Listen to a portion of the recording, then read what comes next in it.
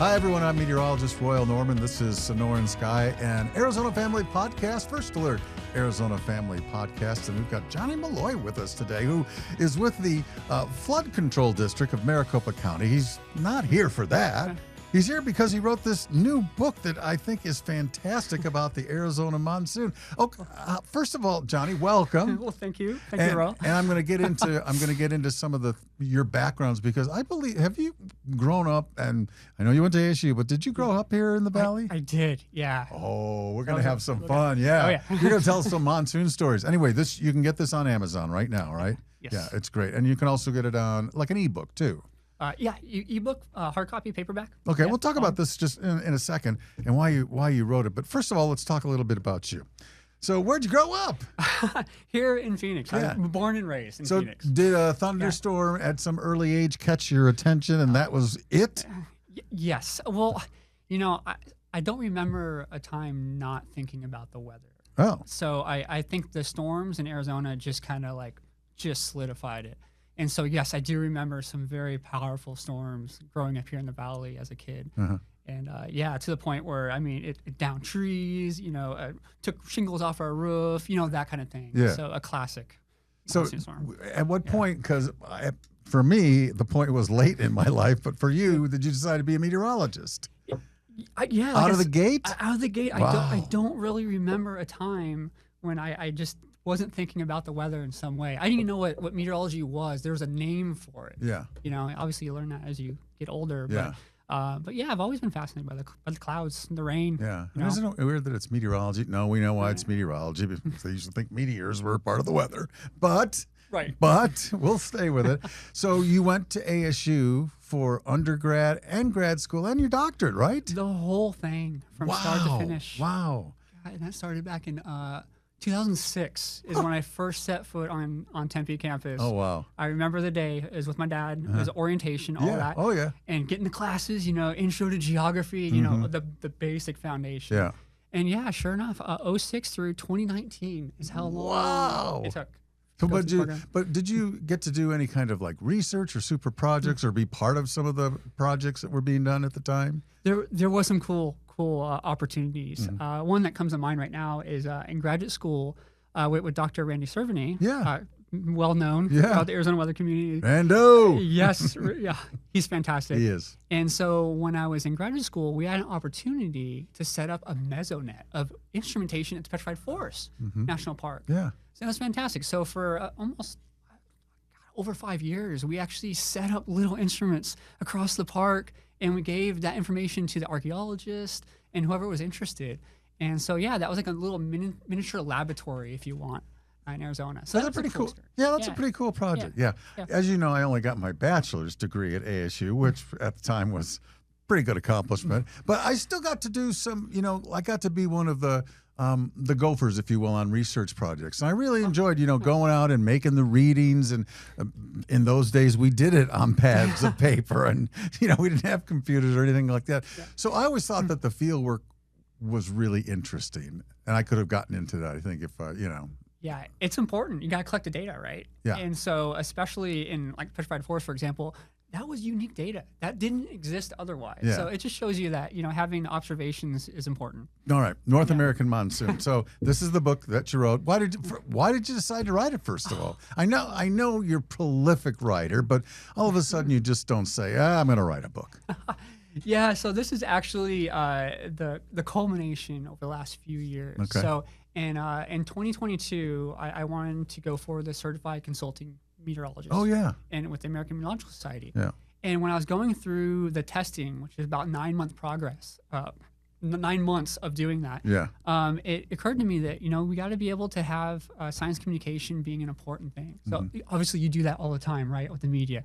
And that's a little bit, but a little bit. But you're out there and interfacing with the public, Yeah. and so there's common questions that come up, Yeah. and especially with the monsoon, it's with all those conversations that I've had throughout the years, and wanting to push this idea of science communication. Let's get it in a book, so people can reference, what causes the monsoon, all the little things that go into it, and how complex it is. And from what I've seen of it so far, I have not read through the whole thing, but it's not what I would call a textbook. It's almost like an observational manual of how you view the monsoon in a sense. I mean, it really is. You come pouring off the pages. Yes, I wanted to just like, it's a passionate project too. So I wanted to like let that show through the writing. And, I opened up with the idea that this is going to be like you and I on a back porch with a cup of coffee talking about the weather. And I hope it comes off in that manner. So yeah, not meant to be a textbook. No. It's going to hit like key concepts.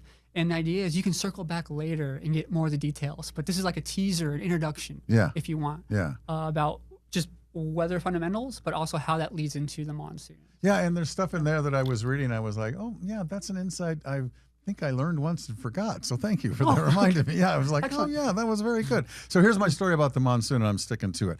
So do you know where the term monsoon for Arizona came from? Ooh. If you know this, if he knows this, hail to Jonny. Hail to Jonny. I am going to defer to you, Royal. Well, come on, take a guess. The monsoon, I think it goes back until early 1900s when we had Sonoran storms. Gosh, he's so close. Sonoran Monsoon. Yeah. So there's probably a lot of different words that came across before it landed on the North American Monsoon. Yeah. Because scientific campaigns really started in the 90s. Right. With the swamp. If you remember that one, the Southwest Area Monsoon Project. Yes. Okay, all right, yes. And then later in the early 2000s, there was the NAM, the North American Monsoon Experiment. So it kind of tacked on, and it really identified the monsoon being core region in Mexico, northern Mexico, and then kind of on the fringes when you go further north in Arizona. So, yeah. Okay, so here's my answer. Okay. So, and this isn't the definitive answer. This is just the answer that I've been looking for years, and the earliest one I found. 1949, a fellow named Ronald Ives from Indiana University was out here studying the rain and the summer patterns, and he coined the term Sonoran Monsoon, which is not bad when you think about it right out of the gate, because it covers Mexico, it covers the dry area, and he tries to explain that it's a lot different from the monsoon in India. That's most of what his paper is almost an apologetic for calling it a monsoon. But he makes some really good points, and I just think it's crazy that it was a guy from the University of Indiana who caught on. And then that term, not Sonoran Monsoon so much as monsoon, I think, as you know, Arizona Monsoon, but the best word is North American Monsoon. It really is.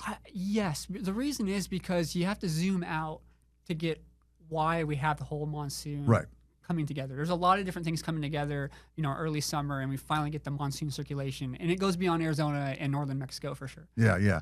And also it's more and less important depending on where you live in this whole area of the northern monsoon, North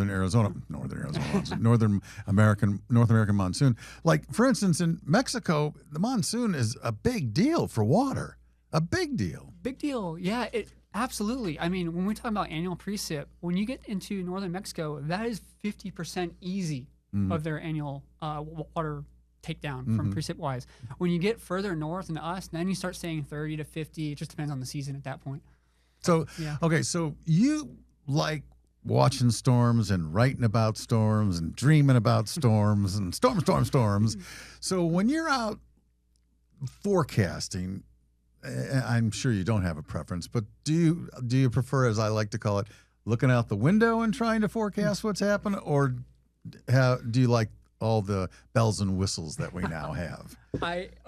Both? I think a blend is probably the way to go. And I'm telling you, there is value.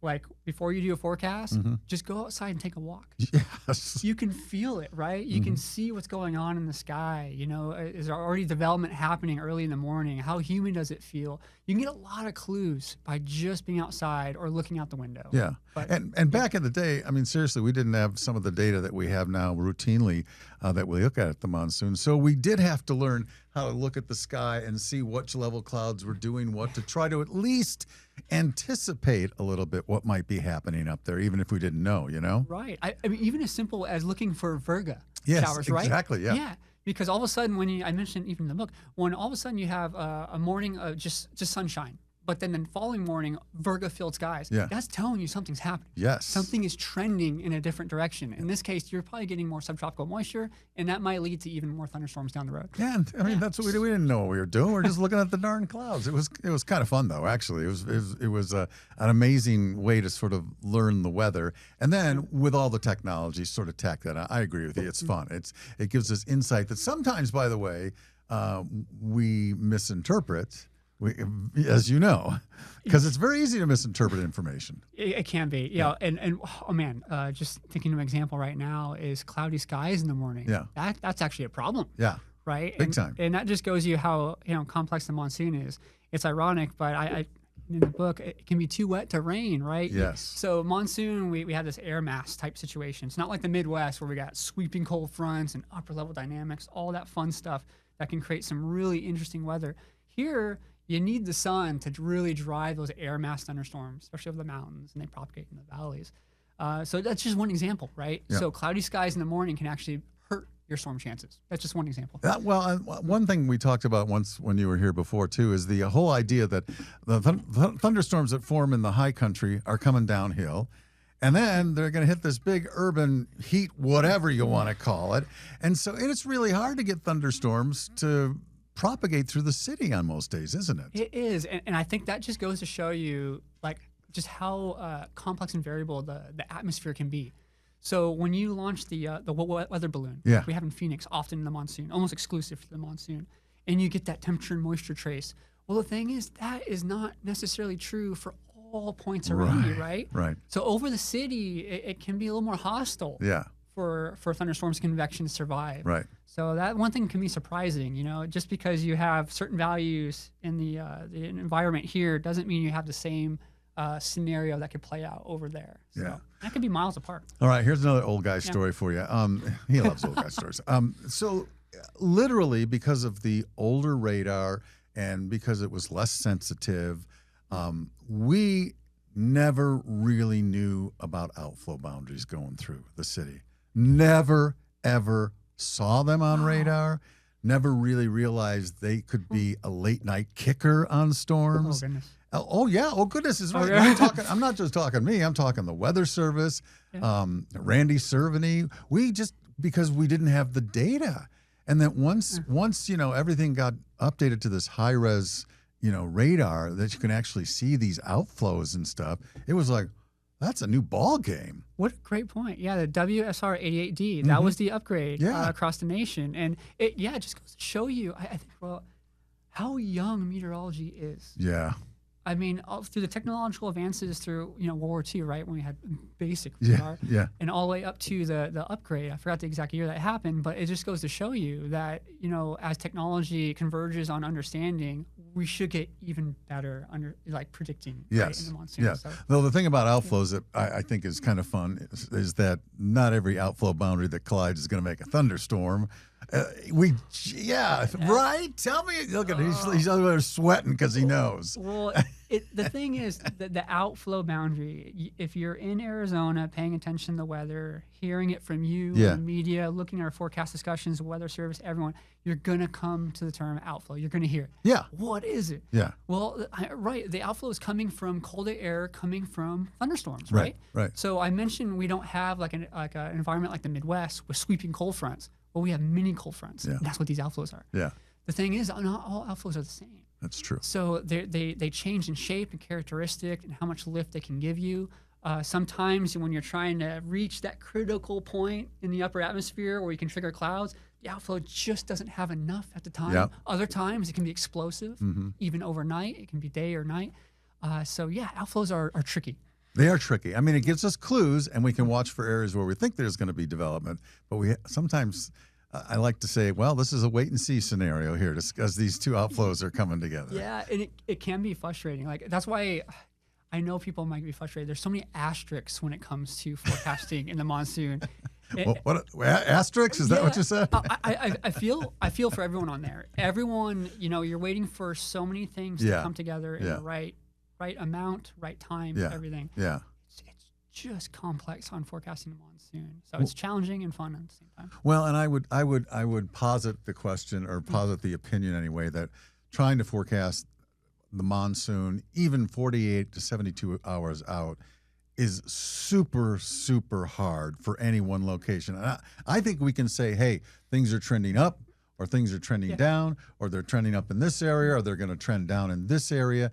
But unlike, as you say, Midwestern weather, if we got a cold front, at a certain speed, and it's a little easier to get on some timing, I think it's really rough.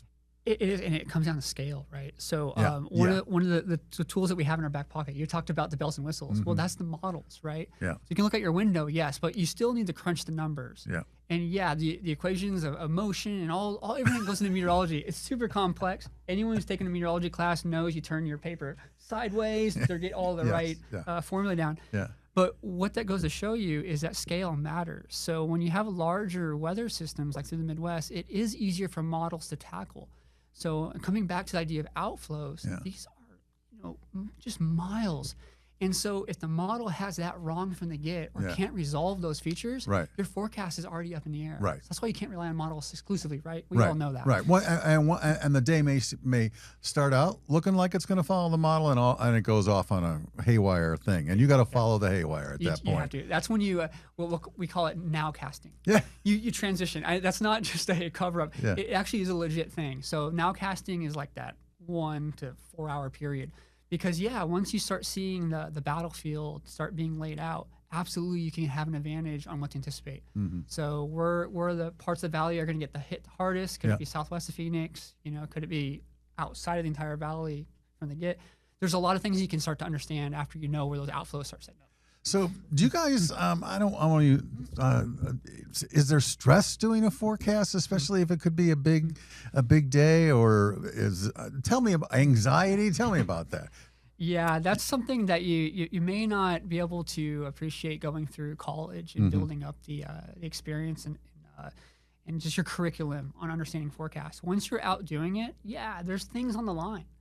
You are mobilizing resources, but you're getting people prepared, especially from an emergency management standpoint. So there can be some stress in the forecast, especially when the ingredients are there, they're close. Yes. And all you need, Royal, is that outflow in the right spot hitting in the right time as well.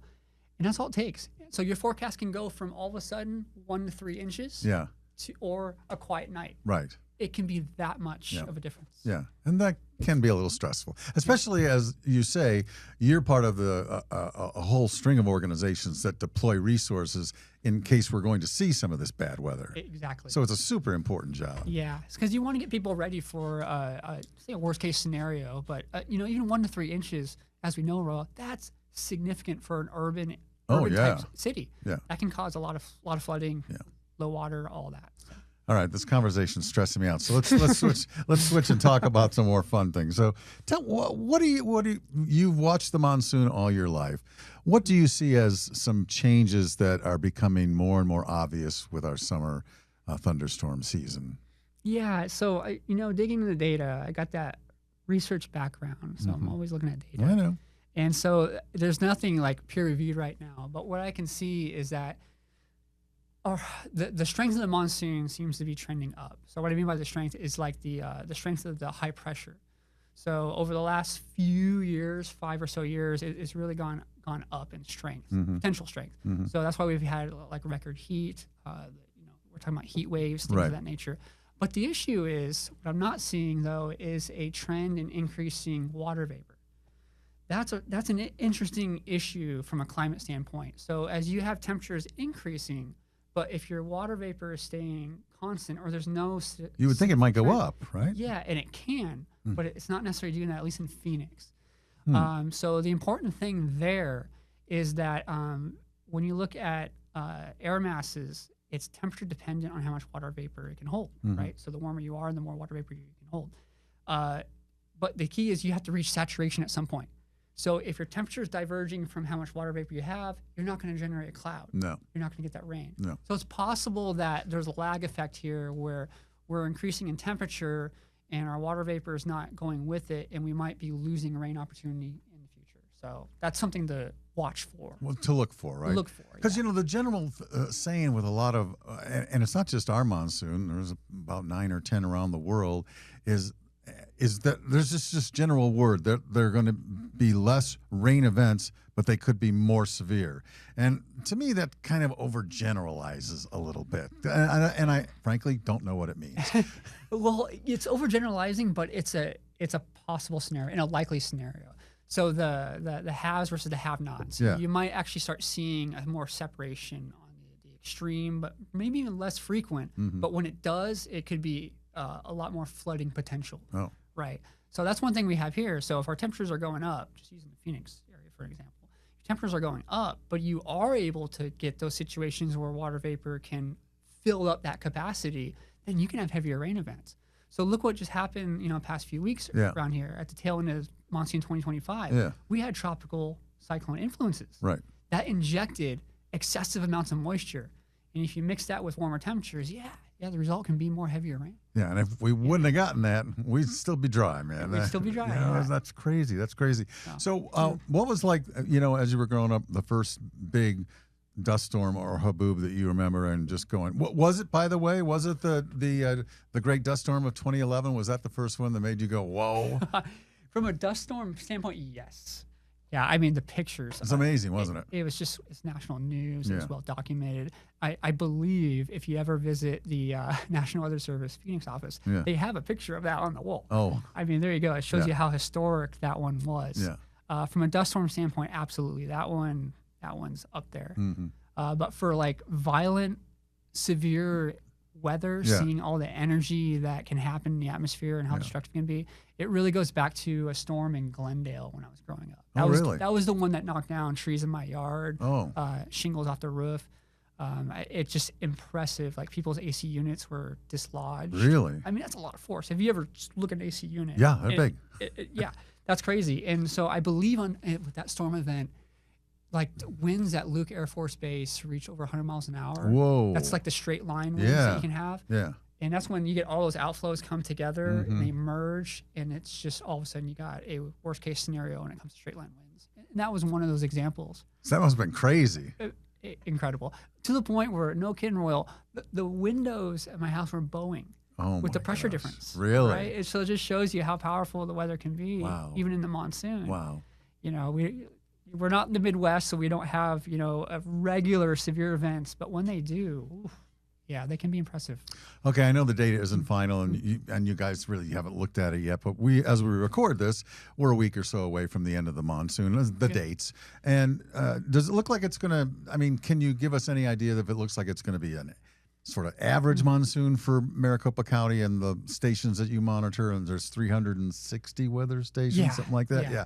Or is it going to be a little below or a little above? What are you guys thinking at this point? Yeah, I think people are going to be surprised that we're going to have more locations that are going to reach that average point. I think. That's cool. It's not to say everyone met that. We had a very, very dry July. Right. And when you look at how much opportunity we have in the monsoon, it's 108 days. Yeah. June 15th, September 30th.